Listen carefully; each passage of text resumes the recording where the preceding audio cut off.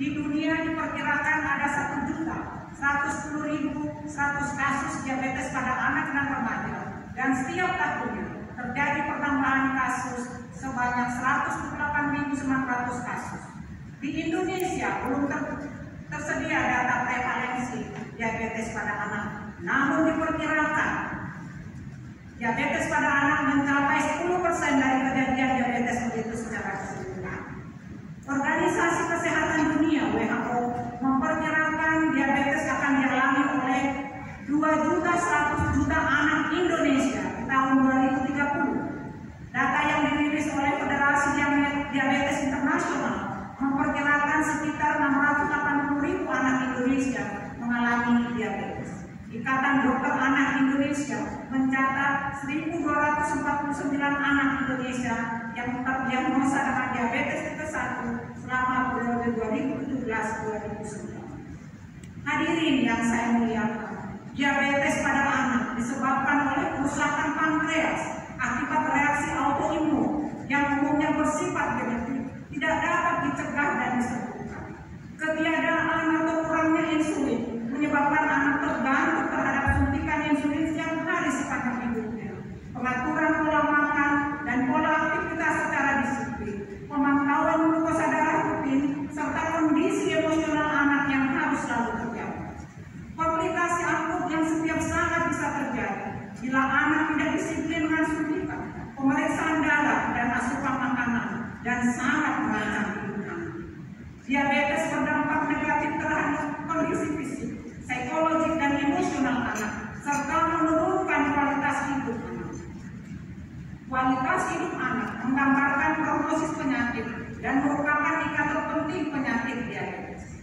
Anak dan remaja diabetes memiliki kualitas hidup lebih rendah dibandingkan anak dan remaja sehat lainnya. Diabetes menimbulkan depresi pada anak dan orang tua.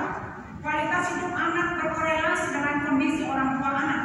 Stres pada orang tua menurunkan kualitas hidup anak dan kontrol glikemik yang buruk. Hadirin yang saya muliakan, dari semua kekhawatiran yang mungkin terjadi pada seorang anak diabetes, kita masih dapat melakukan banyak hal untuk anak diabetes Indonesia agar dapat hidup normal, bersosialisasi dan bersekolah, mencapai cita-citanya. Bila anak memperoleh pelayanan kesehatan yang holistik yang dapat memenuhi kebutuhan perawatan anak. Anak diabetes ada di tengah keluarga, beraktivitas seperti anak lainnya, bersekolah dan bersosialisasi. Namun anak memiliki kondisi khusus di mana pemahaman keluarga dan sekolah tentang kondisi anak menjadi sangat penting. Tumbuh kembang anak, ketergantungan anak terhadap orang dewasa di sekitarnya menjadi faktor pengingat tentang peran orang tua dan keluarga, serta peran guru dan sekolah bagi anak. Pengetahuan dan keterampilan yang dimiliki keluarga dalam merawat anak menentukan kualitas hidup anak. Demikian pula kehadiran sekolah dan guru harus menjadi tempat yang ideal bagi anak, mengadaptasi pola hidup sehat anak, dan kemampuan sekolah memberi pelayanan kesehatan selama anak berada di sekolah. Di banyak negara, model perawatan anak berpenyakit kronis seperti diabetes dikembangkan dengan mengadopsi berbagai konsep seperti chronic care model, coalition model, program model, dan lain-lain. Di Indonesia, model serupa belum ada untuk anak diabetes. Hadirin yang saya muliakan, faktor lain yang juga menjadi perhatian kita dalam menghadirkan pelayanan kesehatan yang optimal untuk anak diabetes antara lain masalah sulitnya menjangkau fasilitas pelayanan kesehatan yang memiliki dokter endokrin anak, karena dokter endokrin anak ada di rumah sakit besar di perkotaan, pembatasan jatah insulin setiap bulannya, dan peralatan kesehatan yang tidak terdukung sepenuhnya oleh BPJS menjadi kesulitan yang dihadapi oleh para orang tua dalam merawat anak mereka. Hadirin yang saya muliakan, penelitian kami tahun 2018 atas dukungan hibah penelitian PPSDM Kemenkes RI berhasil mengembangkan model perawatan berkelanjutan bagi anak diabetes yang dinamai model INFOLA. Model INFOLA, informasi, komunikasi, dan tata kelola, ditandaskan pada teori self-care dari Dorothy Oren yang menekankan kepada kemandirian perawatan anak dengan menghadirkan sistem perawatan. Model INFOLA menggambarkan ketersediaan, kecukupan, dan konsistensi informasi, komunikasi dan tata kelola yang diterima anak diabetes di fasilitas pelayanan kesehatan, rumah dan di sekolah sesuai standar kebutuhan perawatan anak diabetes. Kebutuhan perawatan anak setiap hari haruslah optimum oleh keluarga selama anak berada di rumah dan oleh guru dan pihak sekolah selama anak berada di sekolah. Sekolah memainkan peran penting di kehidupan anak dalam membentuk pendidikan dan perilaku anak, mempromosikan pendidikan diabetes dan gaya hidup sehat di lingkungan sekolah dapat membantu memastikan hari esok yang sehat dan sejahtera bagi anak. Tenaga kesehatan, khususnya perawat, menghadirkan sistem keperawatan dalam memenuhi perawatan anak melalui suportif edukatif bagi anak, keluarga, dan pihak sekolah. Berbagai bentuk, metode, dan media dibangun agar tujuan edukasi dapat dicapai maksimal.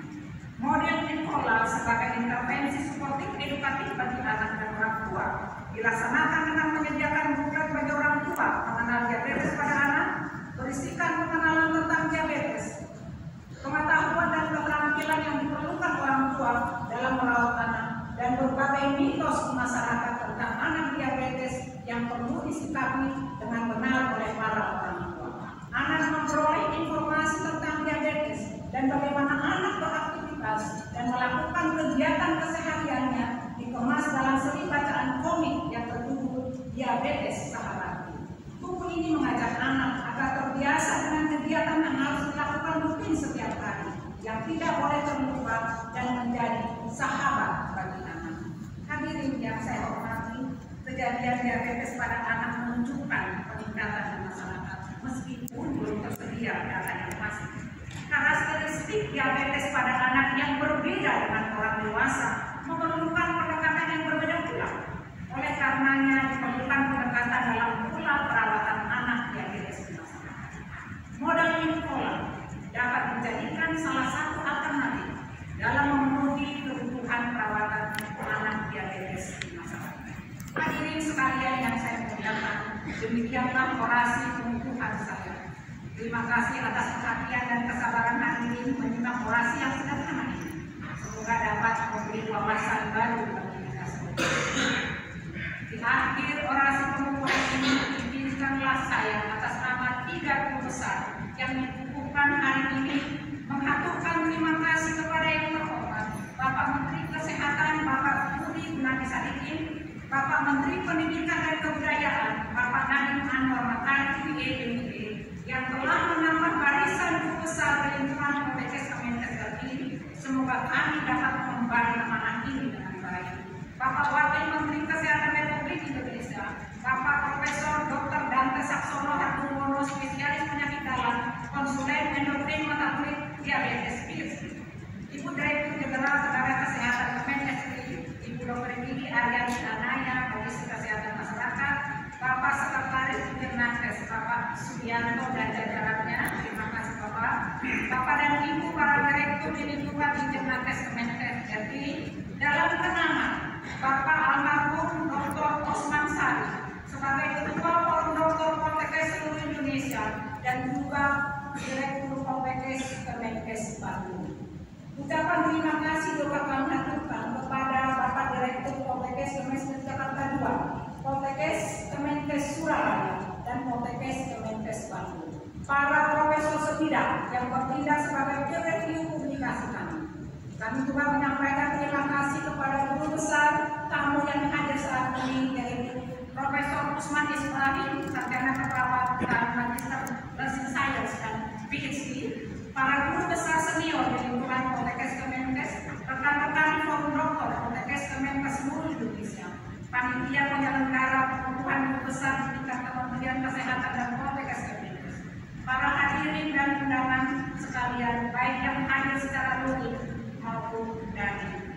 Saya akhiri orasi saya dengan membacakan pantun.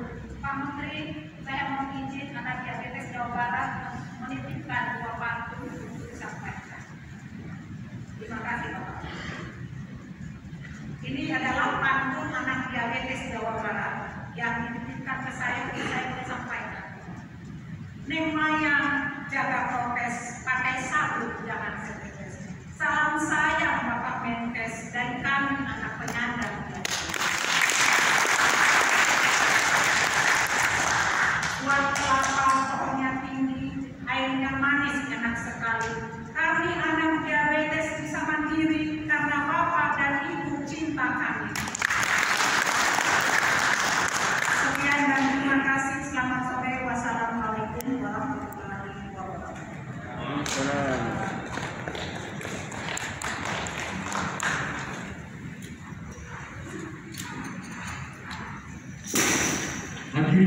mohon berdiri.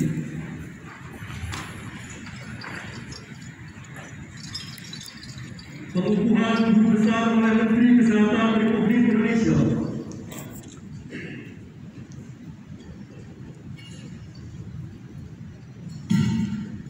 Saya, Budi Gunadi Sadikin, Ketua Senat Politeknik Kesehatan Kementerian Kesehatan Republik Indonesia, disaksikan oleh para guru besar dari berbagai perguruan tinggi, senat, dan hadirin sekalian, menyatakan bahwa Dr. Iskari Ngadiati, SKM MSc, Dr. Heru Santoso Wahito Nugroho, SKET NS MMKes, Dr. Hotma Ruma Horbo, SKP MFP. Saya kukuhkan sebagai guru besar bidang ilmu gizi, guru besar bidang ilmu kesehatan masyarakat, dan guru besar ilmu keperawatan pada Politeknik Kesehatan Kementerian Kesehatan Republik Indonesia, dan merupakan guru besar ke-7, ke-8, dan ke-9 di lingkungan Poltekkes Kemenkes Republik Indonesia.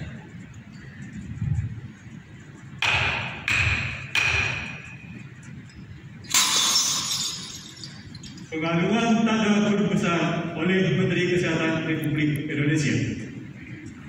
Profesor Dr. Iskari Ngadiati, SKM MSc.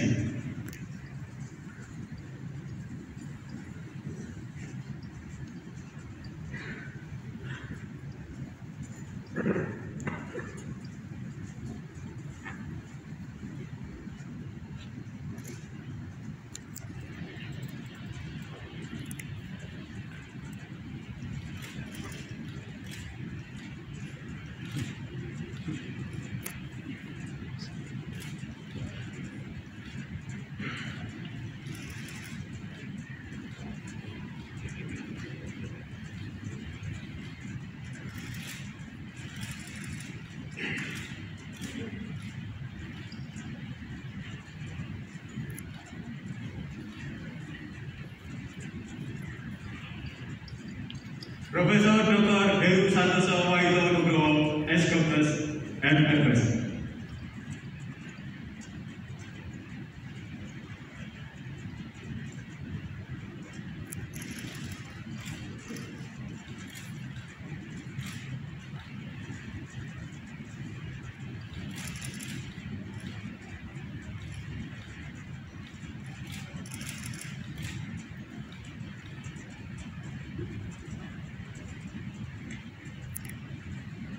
Profesor Dr. Hotma Ruma Horbo, SKP MMI.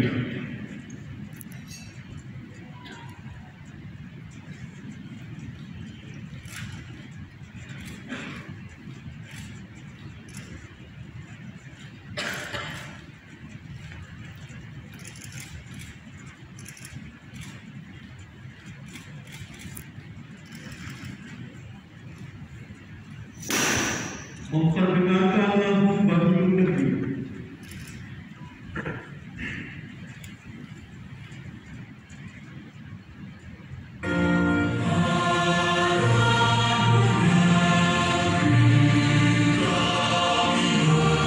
Thank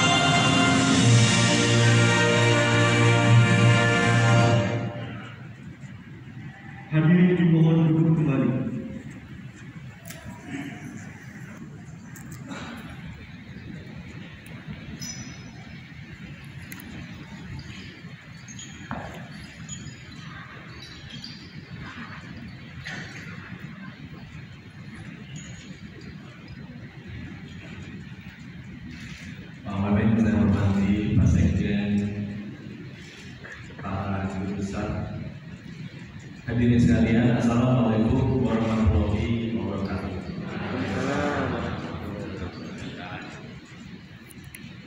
Tadi pagi jalan ke Cianjur takut kesasar, tapi ini akan pengen ketemu para nakes. Pulang dari Cianjur cepat-cepat karena ingin melatih para guru besar dari komunitasnya Kemenkes.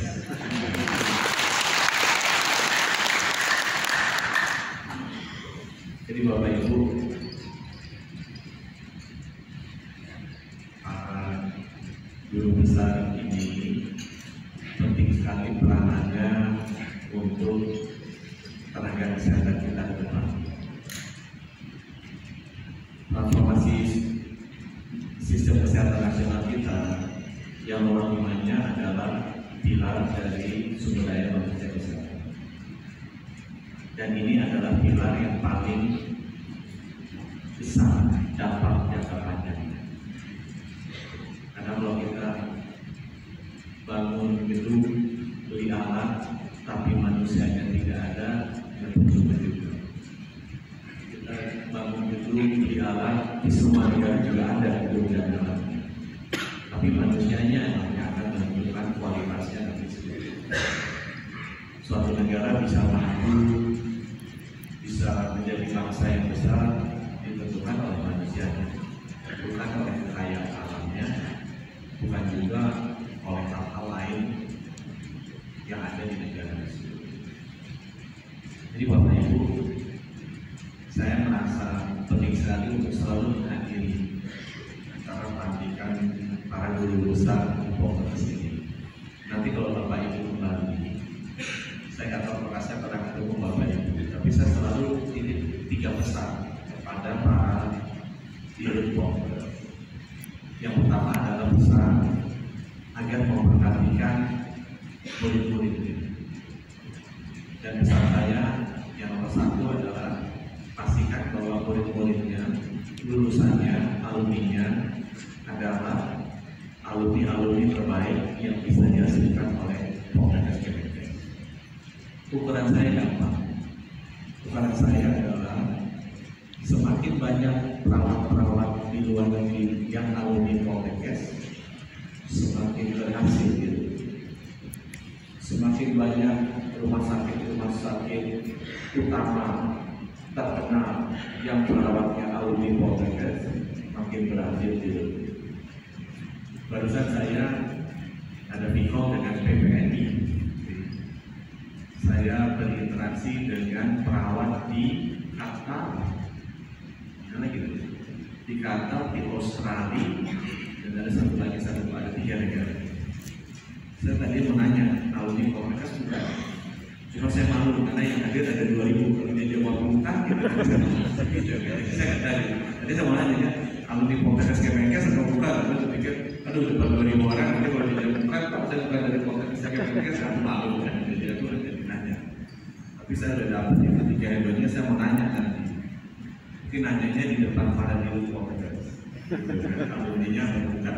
Jadi malu bukan saya, tapi Bapak Ibu nomor 1.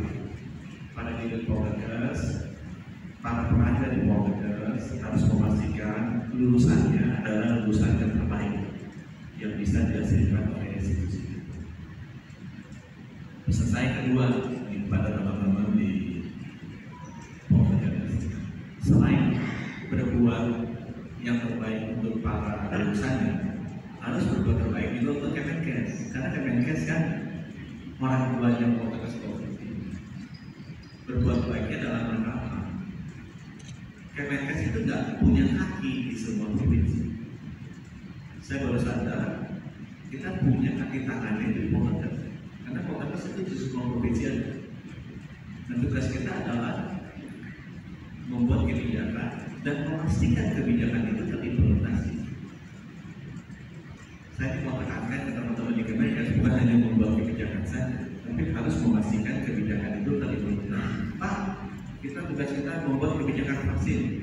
Apakah 200 juta rakyat Indonesia bisa vaksinasi? Oh, itu bukan tugas kita, itu salah. tugas kita adalah membuat kebijakan vaksinasi nasional, tapi juga memastikan bahwa itu terimplementasi. Bahwa kita tidak punya kaki tangan di daerah-daerah, yaitu tugas kita untuk bisa merajut menggerakkan baik.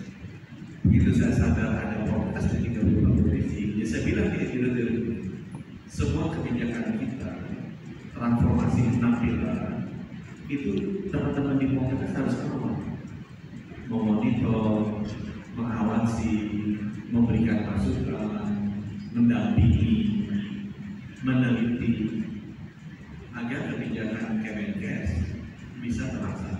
Jadi tadi saya bilang ke Ibu Ade itu dirut-dirut Polres diajak meeting juga. Jadi mereka tahu arah kerja kita kemana. Karena mereka adalah sumber daya kesehatan, kementerian kesehatan yang kita miliki di 34 provinsi.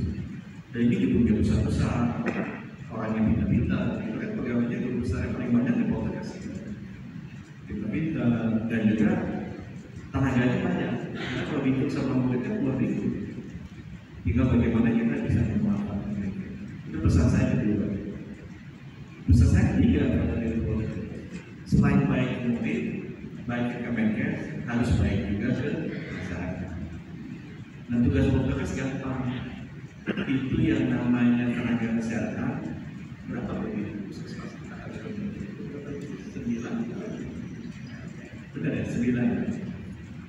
Bisa bilang udah 77 tahun Indonesia merdeka, nggak pernah bisa kita memenuhi 9 nakes itu di puskesmas. Termasuk dokter spesialis yang ada di area.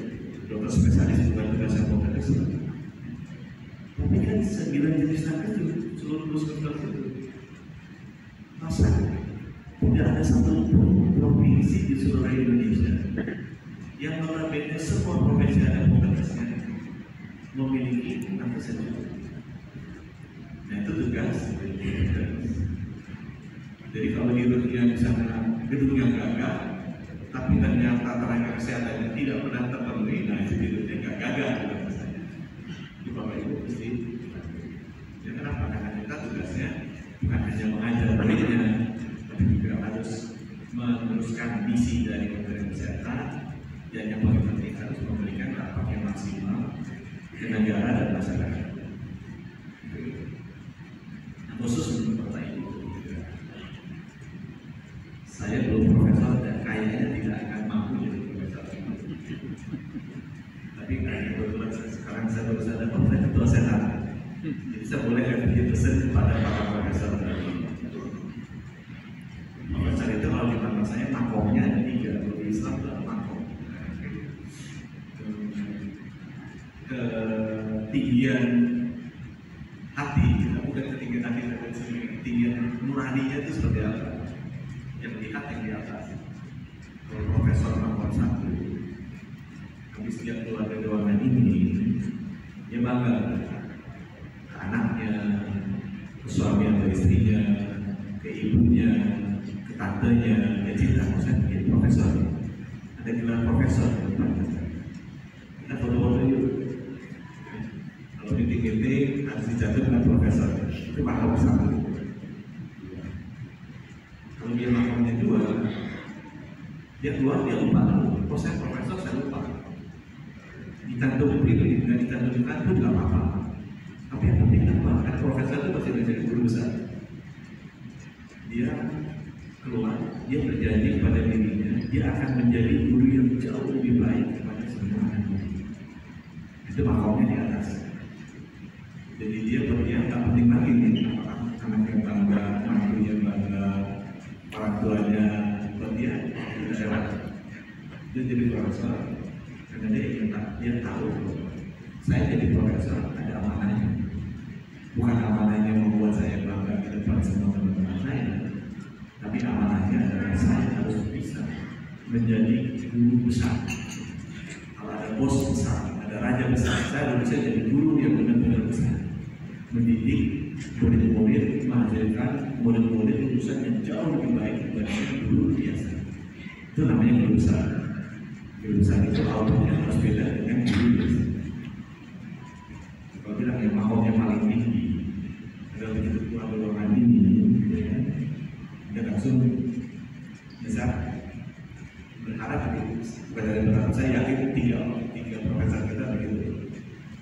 dan lakukan yang dua hal tadi, ini juga benar. Nah, saya kadang pulang dan jadi profesornya Kemenkes. Karena tadi dia udah ngomong, tugas saya adalah memastikan bahwa begitu saya keluar, saya harus bisa mengabdikan ilmu saya untuk memberikan manfaat sebanyak-banyaknya kepada masyarakat.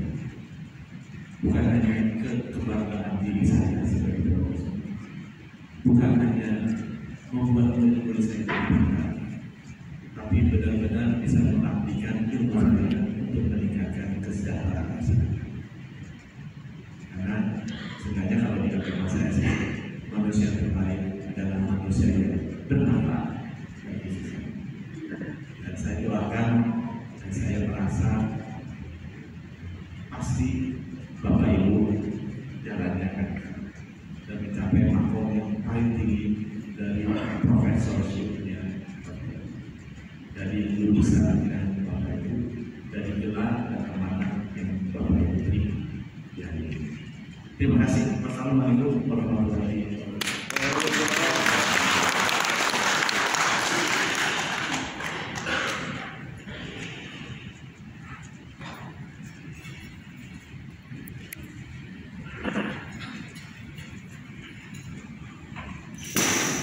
Membaca Al-Quran.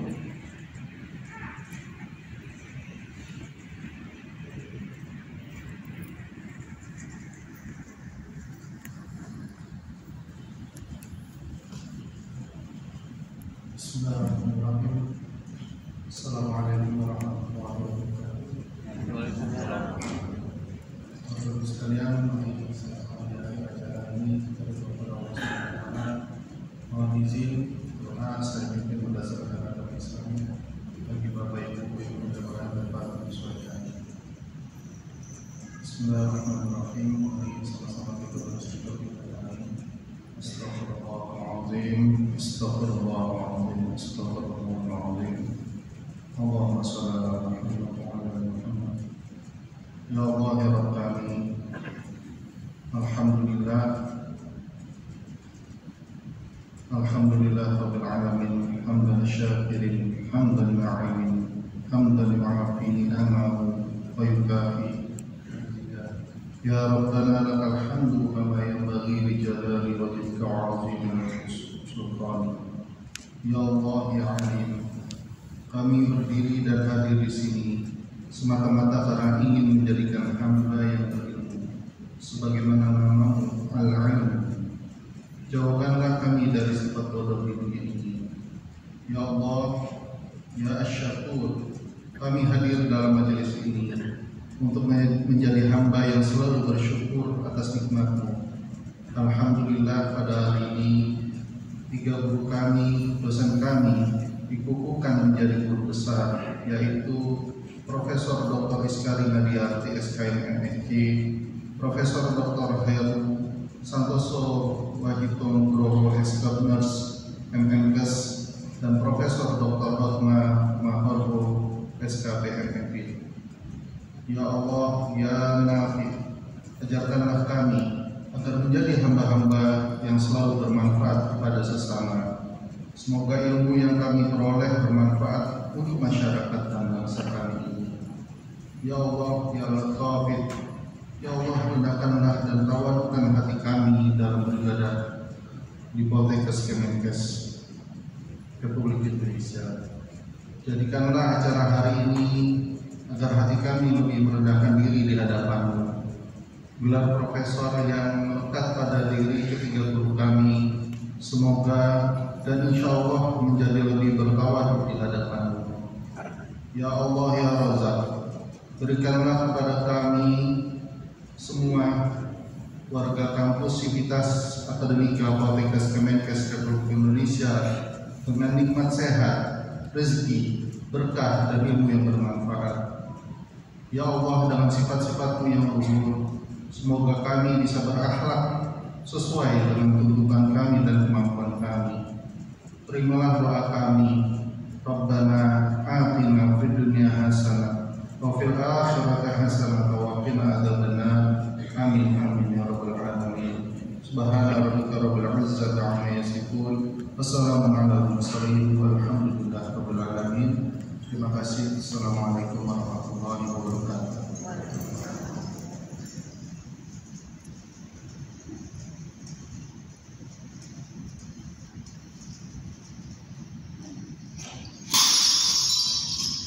Penutupan sidang terbuka Sidang Politeknik Kesehatan Kementerian Kesehatan dalam rangka pengumuman guru besar oleh Menteri Kesehatan.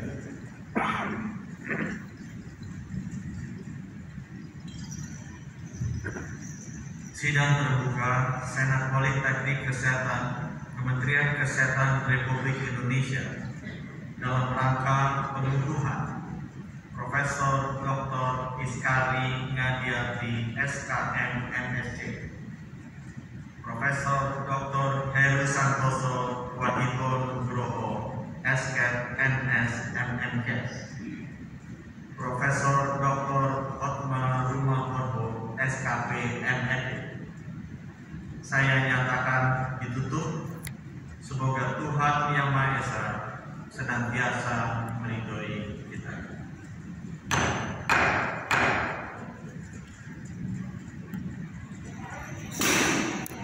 Dokumentasi akademik.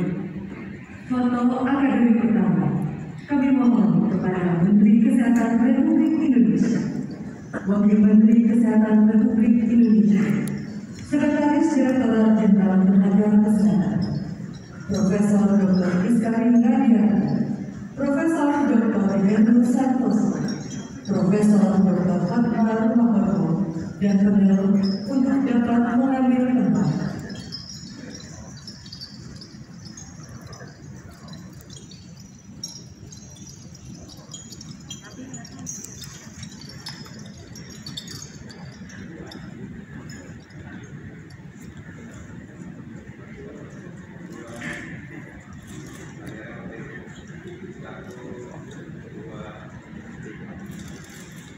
Foto akademik kedua turut mengundang para guru besar, Direktur Poltekkes Jakarta II, Direktur Poltekkes Surabaya, Direktur Poltekkes Bandung untuk dapat